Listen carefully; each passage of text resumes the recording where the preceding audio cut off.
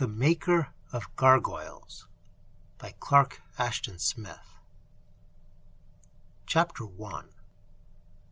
Among the many gargoyles that frowned or leered from the roof of the new-built Cathedral of Vion, two were preeminent above the rest by virtue of their fine workmanship and their supreme grotesquerie. These two had been wrought by the stone carver, Blaise Renard, a native of Vion, who had lately returned from a long sojourn in the cities of Provence, and had secured employment on the cathedral when the 3 years' task of its construction and ornamentation was well nigh completed. In view of the wonderful artistry shown by Renard, it was regrettable by Ambrosius, the archbishop, that it had not been possible to commit the execution of all the gargoyles to this delicate and accomplished workman.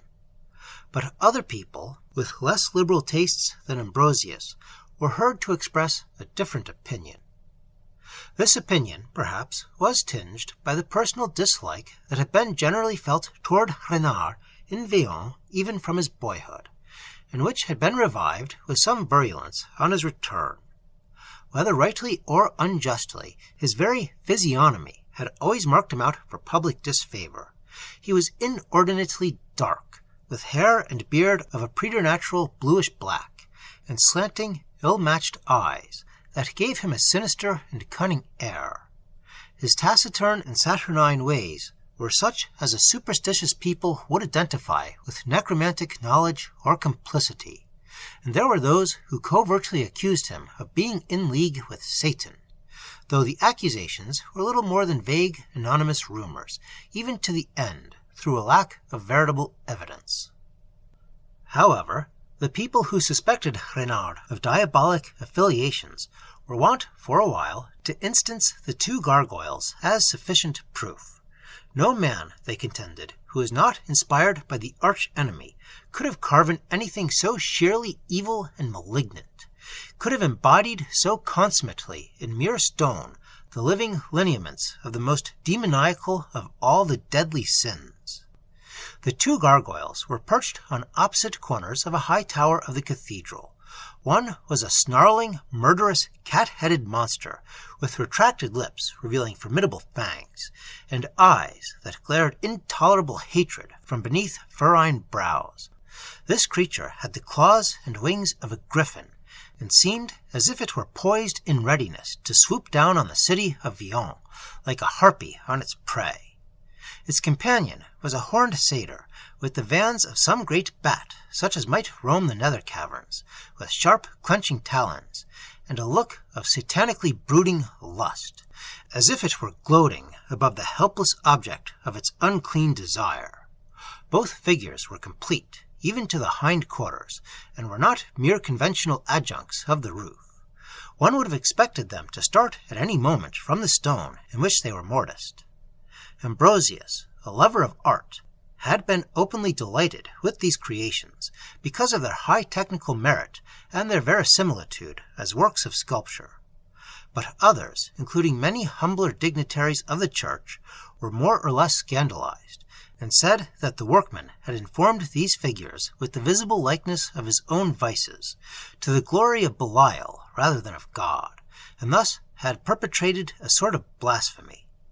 Of course, they admitted, a certain amount of grotesquerie was requisite in gargoyles, but in this case the allowable bounds had been egregiously overpassed. However, with the completion of the cathedral, and in spite of all this adverse criticism, the high-poised gargoyles of Blaise Renard, like all other details of the building, were soon taken for granted through mere everyday familiarity, and eventually they were almost forgotten. The scandal of opposition died down, and the stone carver himself, though the townsfolk continued to eye him askance, was able to secure other work through the favor of discriminating patrons. He remained in Vion, and paid his addresses, albeit without visible success, to a taverner's daughter, one Nicolette Vion, of whom, it was said, he had long been enamored in his own surly and reticent fashion.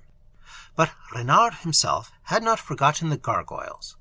Often, in passing the superb pile of the cathedral, he would gaze up at them with a secret satisfaction whose cause he could hardly have assigned or delimited. They seemed to retain for him a rare and mystical meaning, to signalize an obscure but pleasurable triumph. He would have said, if asked for the reason for his satisfaction, that he was proud of a skillful piece of handiwork. He would not have said, and perhaps would not even have known, that in one of his gargoyles he had imprisoned all his festering rancor, all his answering spleen and hatred towards the people of Vion, who had always hated him, and had set the image of this rancor to peer venomously down forever from a lofty place. And perhaps he would not even have dreamt that in the second gargoyle he had somehow expressed his own dour and satyr-like passion for the girl Nicolette, a passion that had brought him back to the detested city of his youth after years of wandering, a passion singularly tenacious of one object, and differing in this regard from the ordinary lusts of a nature so brutal as Renard's. Always to the stone-cutter, even more than to those who had criticized and abhorred his productions, the gargoyles were alive. They possessed a vitality and a sentiency of their own, and most of all did they seem to live when the summer drew to an end and the autumn rains had gathered upon Vion. Then, when the full cathedral gutters poured above the streets, one might have thought that the actual spittle of a foul malevolence, the very slaver of an impure lust, had somehow been mingled with the water that ran in rills from the mouths of the gargoyles. Chapter 2. At that time, in the year of our Lord, 1138, Vion was the principal town of the province of Abaddon. On two sides the great shadow-haunted forest, a place of equivocal legends, of loups-garous and phantoms, approached to the very walls and flung its umbrage upon them at early forenoon and evening. On the other sides there lay cultivated fields and gentle streams that meandered among the willows or poplars, and roads that ran through an open plain to the high chateaux of noble lords and to regions beyond Abaddon. The town itself was prosperous, and had never shared in the ill fame of the bordering forest. It had long been sanctified by the presence of two nunneries and a monastery, and now, with the completion of the long-planned cathedral, it was thought that Vion would have henceforward the additional protection of a more august holiness, that demon and stryge and incubus would keep their distance from its heaven-favored purlieus with a more meticulous caution than before. Of course, as in all medieval towns, there had been occasional instances of alleged sorcery or demoniacal possession, and once or twice the perilous temptations of succubi had made their inroads on the pious virtue of Vion. But this was nothing more than might be expected in a world where the devil and his works were always more or less rampant. No one could possibly have anticipated the reign of infernal horrors that was to make hideous the latter months of autumn following the cathedral's erection. To make the matter even more inexplicable and more blasphemously dreadful than it would otherwise have been, the first of these horrors occurred in the neighborhood of the cathedral itself, and almost beneath its sheltering shadow. Two men, a respectable clothier named Guillaume Maupert, and an equally reputable cooper, one Jérôme Mazal, were returning to their lodgings in the late hours of a November eve, after imbibing both the red and white wines of the countryside in more than one tavern. According to Maupert, who alone survived to tell the tale, they were passing along a street that skirted the cathedral square, and could see the bulk of the great building against the stars, when a flying monster, black as the suit of Abaddon, had descended upon them from the heavens and assailed Jérôme Mazal, beating him down with its heavily flapping wings and seizing him with its inch-long teeth and talons. Maupert was unable to describe the creature with minuteness, for he had seen it but dimly and partially in the unlit street. And, moreover, the fate of his companion, who had fallen to the cobblestones with the black devil snarling and tearing at his throat, had not induced Mapierre to linger in that vicinity. He had betaken himself from the scene with all the celerity of which he was capable, and had stopped only at the house of a priest, many streets away, where he had related his adventure between shudderings and hiccupings.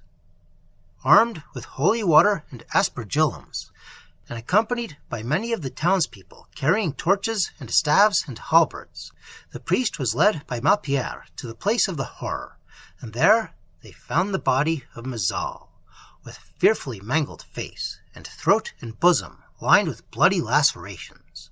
The demoniac assailant had flown, and it was not seen or encountered again that night. But those who had beheld its work returned aghast to their homes, feeling that a creature of nethermost hell had come to visit the city, and, perchance, to abide therein. Consternation was rife on the morrow, when the story became generally known, and rites of exorcism against the invading demon were performed by the clergy in all public places and before thresholds. But the sprinkling of holy water and the mumbling of the stated forms were futile, for the evil spirit was still abroad, and its malignity was proved once more on the night following the ghastly death of Jérôme Mazal. This time it claimed 2 victims, burghers of high probity and some consequence, on whom it descended in a narrow alley, slaying one of them instantaneously, and dragging down the other from behind as he sought to flee. The shrill cries of the helpless men and the guttural growling of the demon were heard by people in the houses along the alley, and some, who were hardy enough to peer from their windows, had seen the departure of the infamous assailant, blotting out the autumn stars with the sable and misshapen foulness of its wings, and hovering in execrable menace above the housetops. After this, few people would venture abroad at night, unless in case of dire and exigent need, and those who did venture went in armed companies, and were all furnished with flambeaux, thinking thus to frighten away the demon, which they adjudged a creature of darkness that would abhor the light and shrink therefrom, through the nature of its kind. But the boldness of this fiend was beyond measure, for it proceeded to attack more than one company of worthy citizens, disregarding the flaring torches that were thrust in its face, or putting them out with the stenchful wind of its wide vans. Evidently, it was a spirit of homicidal hate, for all the people on whom it seized were grievously mangled or torn to numberless shreds by its teeth and talons. Those who saw it, and survived, were wont to describe it variously and with much ambiguity, but all agreed in attributing to it the head of a ferocious animal and the wings of a monstrous bird. Some, the most learned in demonology, were fain to identify it with Modo, the spirit of murder, and others took it for one of the great lieutenants of Satan, perhaps Amaimon or Alastor, gone mad with exasperation at the impregnable supremacy of Christ in the holy city of Villon. The terror that soon prevailed beneath the widening scope of these satanical incursions and depredations was beyond all belief, a clouded, seething, devil-ridden gloom of superstitious obsession, not to be hinted at in modern language. Even by daylight, the Gothic wings of nightmare seemed to brood in undeparting oppression above the city, and fear was everywhere, like the foul contagion of some epidemic plague. The inhabitants went their way in prayer and trembling, and the archbishop himself, as well as the subordinate clergy, confessed an inability to cope with the ever-growing horror. An emissary was sent to Rome to procure water that had been specially sanctified by the Pope. This alone, it was thought, could be efficacious enough to drive away the dreadful visitant. In the meanwhile, the horror waxed and mounted to its culmination. One eve, toward the middle of November, the abbot of the local monastery of Cordelay, who had gone forth to administer extreme unction to a dying friend, was seized by the black devil just as he approached the threshold of his destination, and was slain in the same atrocious manner as the other victims. To this doubly infamous deed, a scarce believable blasphemy was soon added. On the very next night, while the torn body of the abbot lay on a rich catafalque in the cathedral, and masses were being said and tapers burnt, the demon invaded the high nave through the open door, extinguished all the candles with one flap of its sooty wings, and dragged down no less than 3 of the officiating priests to an unholy death in the darkness.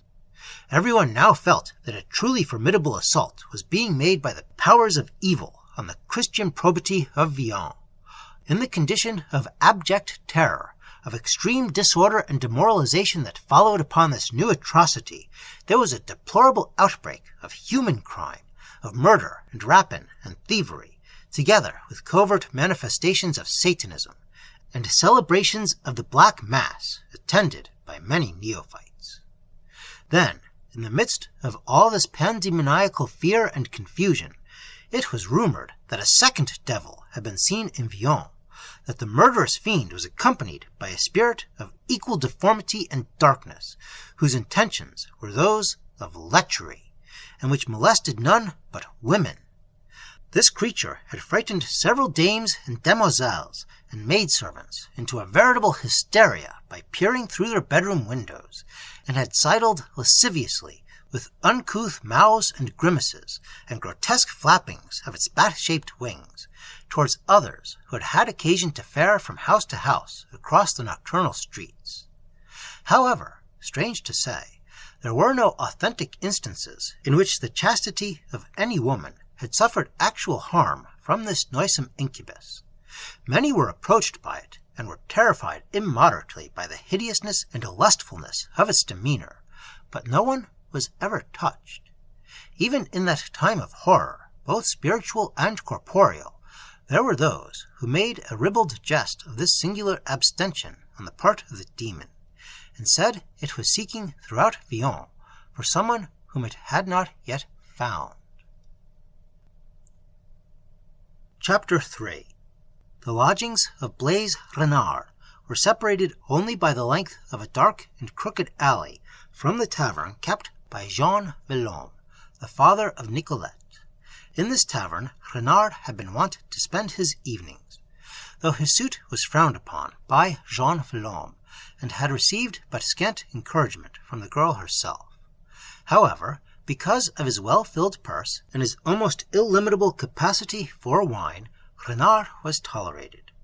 He came early each night, with the falling of darkness, and would sit in silence, hour after hour, staring with hot and sullen eyes at Nicolette, and gulping joylessly at the potent vintages of Avaron.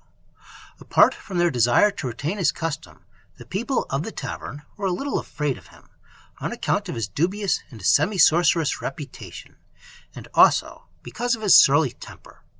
They did not wish to antagonize him more than was necessary.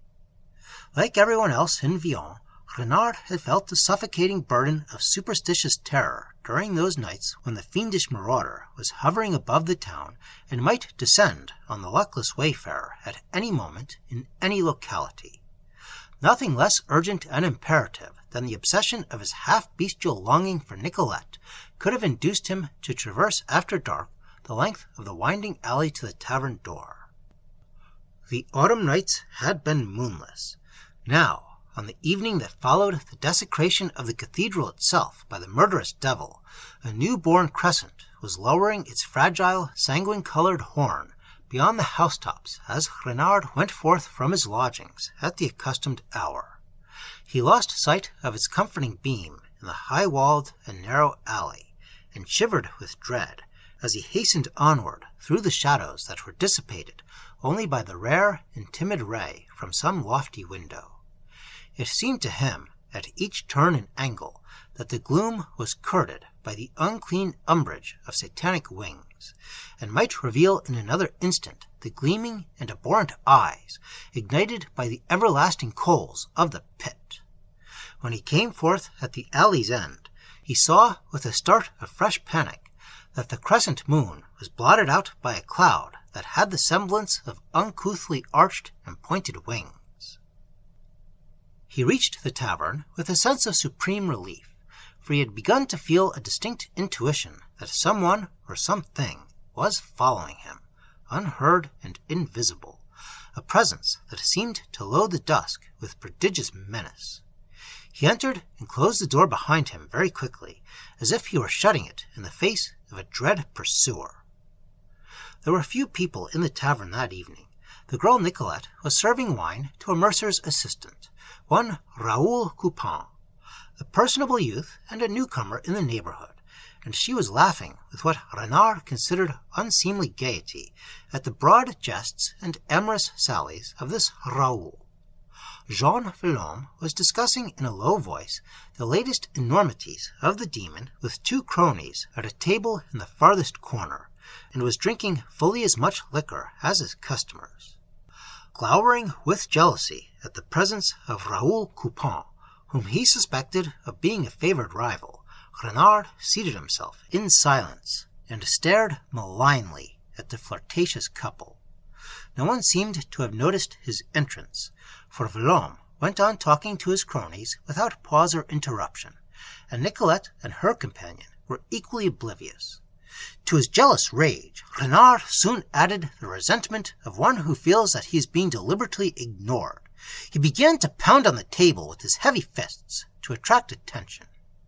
Villaume, who had been sitting all the while with his back turned, now called out to Nicolette without even troubling to face round on his stool, telling her to serve Renard. Giving a backward smile at Coupin, she came slowly and with open reluctance to the stone carver's table.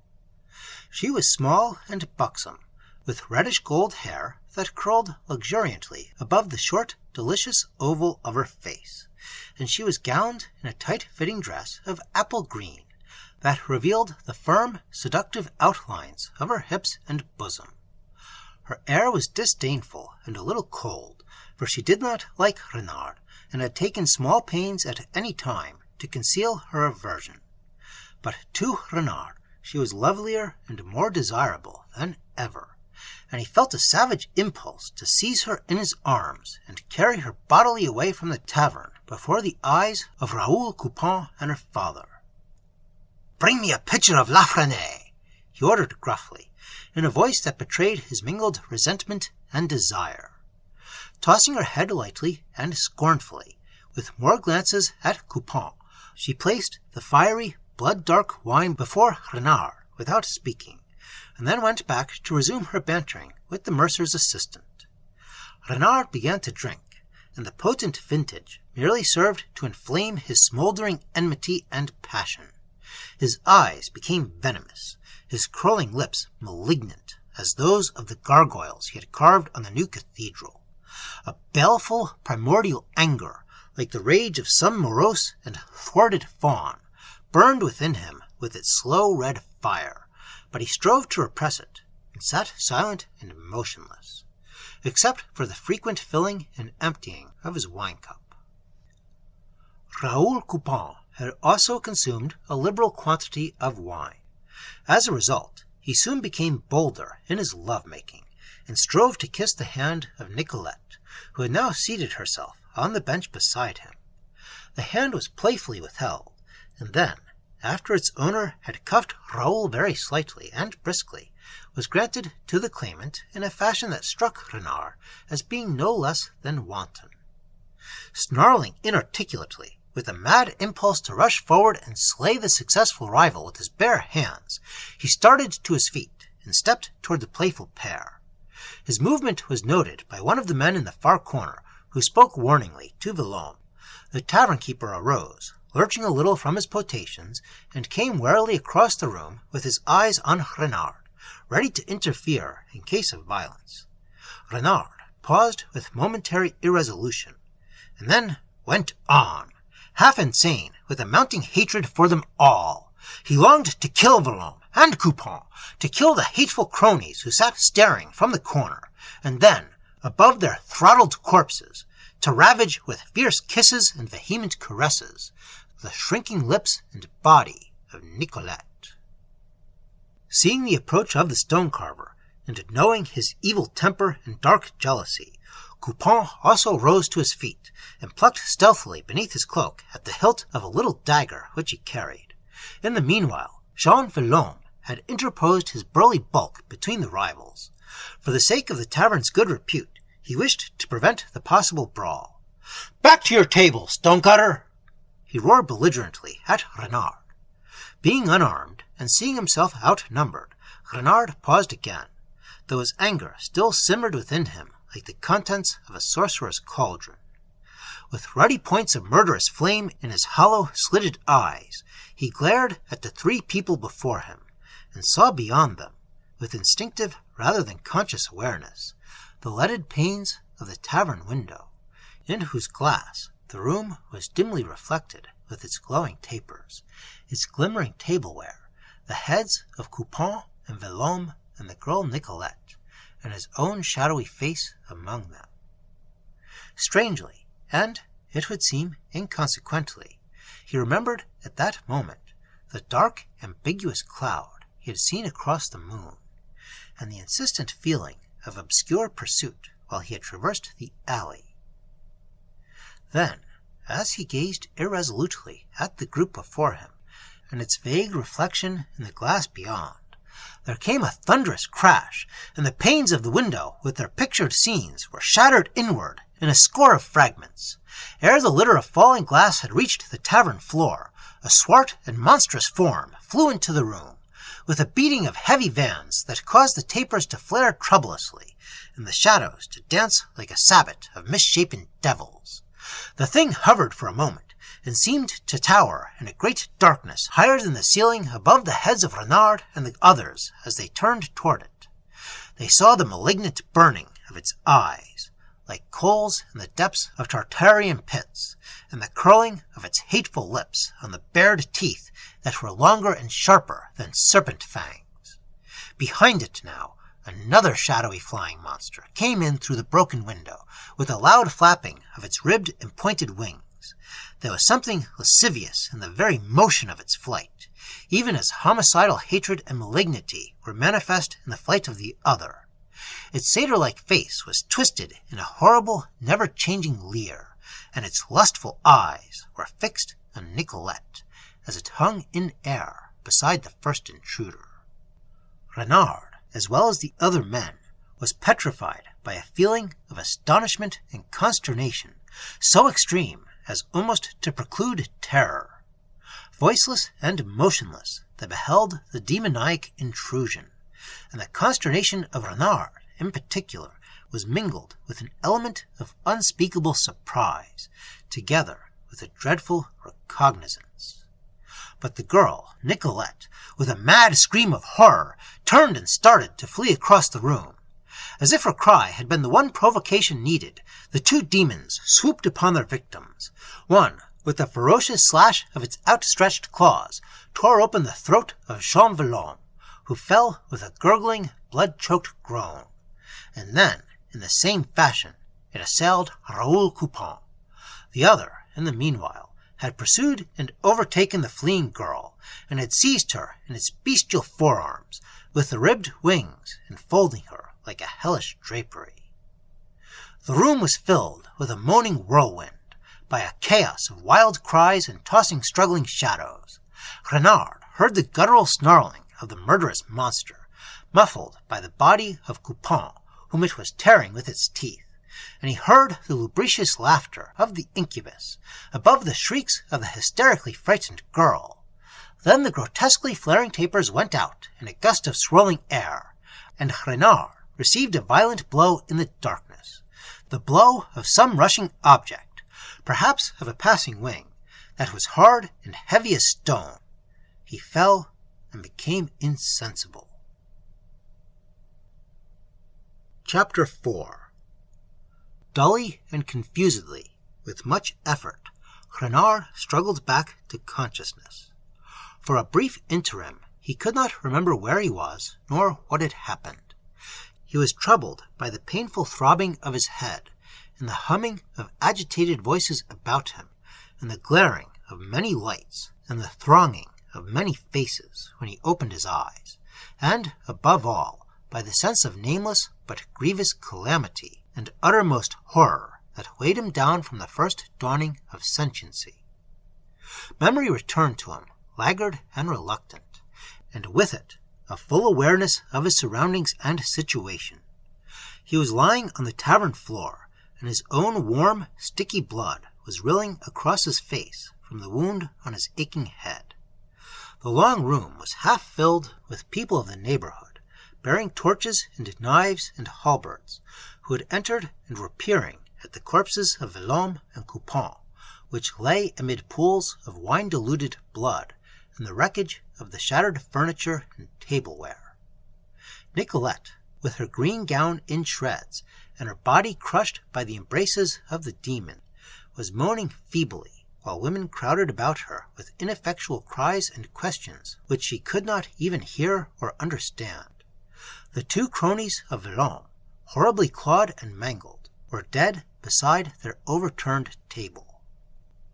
Stupefied with horror, and still dizzy from the blow that had laid him unconscious, Renard staggered to his feet, and found himself surrounded at once by inquiring faces and voices.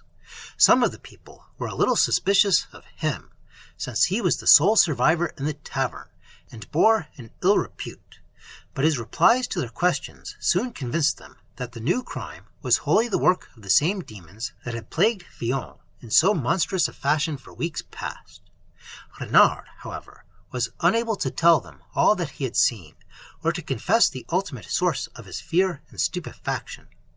The secret of that which he knew was locked in the seething pit of his tortured and devil-ridden soul.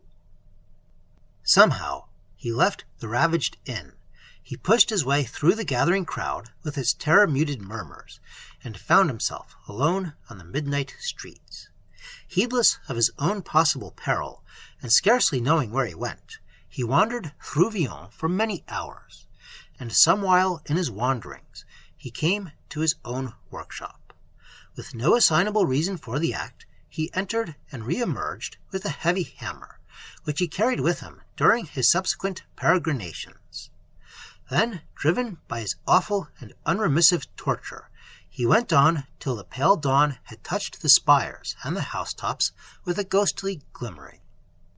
By a half-conscious compulsion, his steps led him toward the square before the cathedral. Ignoring the amazed verger, who had just opened the doors, he entered and sought a stairway that wound tortuously upward to the tower on which his own gargoyles were ensconced. In the chill and livid light of sunless morning, he emerged on the roof, and leaning perilously from the verge, he examined the carven figures. He felt no surprise, only the hideous confirmation of a fear too ghastly to be named, when he saw that the teeth and claws of the malign, cat-headed griffin were stained with darkening blood, and that shreds of apple-green cloth were hanging from the talons of the lustful, bat-winged satyr. It seemed to Renard, in the dim ashen light, that a look of unspeakable triumph, of intolerable irony, was imprinted on the face of this latter creature. He stared at it with fearful and agonizing fascination, while impotent rage, abhorrence, and repentance, deeper than that of the damned, arose within him in a smothering flood. He was hardly aware that he had raised the iron hammer and had struck wildly at the satyr's horned profile, till he heard the sullen, angry clang of impact, and found that he was tottering on the edge of the roof to retain his balance. The furious blow had merely chipped the features of the gargoyle, and had not wiped away the malignant lust and exultation. Again Renard raised the heavy hammer. It fell on empty air, for even as he struck, the stone carver felt himself lifted and drawn backward by something that sank into his flesh like many separate knives. He staggered helplessly, his feet slipped, and then he was lying on the granite verge, with his head and shoulders over the dark, deserted street. Half swooning and sick with pain, he saw above him the other gargoyle, the claws of whose right foreleg were firmly embedded in his shoulder. They tore deeper, as if with a dreadful clenching. The monster seemed to tower like some fabulous beast above its prey, and he felt himself slipping dizzily across the cathedral gutter, with the gargoyle twisting and turning, as if to resume its normal position over the gulf. Its slow, inexorable movement seemed to be part of his vertigo. The very tower was tilting and revolving beneath him in some unnatural nightmare fashion. Dimly, in a daze of fear and agony, Renard saw the remorseless tiger face bending toward him with its horrid teeth laid bare in an eternal rictus of diabolic hate. Somehow he had retained the hammer. With an instinctive impulse to defend himself, he struck at the gargoyle, whose cruel features seemed to approach him like something seen in the ultimate madness and distortion of delirium. Even as he struck, the vertiginous turning movement continued, and he felt the talons dragging him outward on empty air. In his cramped, recumbent position, the blow fell short of the hateful face, and came down with a dull clangor on the forelegs, whose curving talons were fixed in his shoulder like meat-hooks. The clangor ended in a sharp, cracking sound, and the leaning gargoyle vanished from Renard's vision as he fell. He saw nothing more, except the dark mass of the cathedral tower, that seemed to soar away from him and to rush upward unbelievably in the livid, starless heavens to which the belated sun had not yet risen. It was the Archbishop Ambrosius, on his way to early Mass, who found the shattered body of Renard lying face downward in the square. Ambrosius crossed himself in startled horror at the sight, and then, when he saw the object that was still clinging to Renard's shoulder, he repeated the gesture with a more than pious promptness. He bent down to examine the thing. With the infallible memory of a true art lover, he recognized it at once. Then, through the same clearness of recollection, he saw that the stone foreleg, whose claws were so deeply buried in Renard's flesh, had somehow undergone a most unnatural alteration. The paw, as he remembered it, should have been slightly bent and relaxed, but now it was stiffly outthrust and elongated, as if, like the paw of a living limb, it had reached for something, or had dragged a heavy burden with its ferine talons.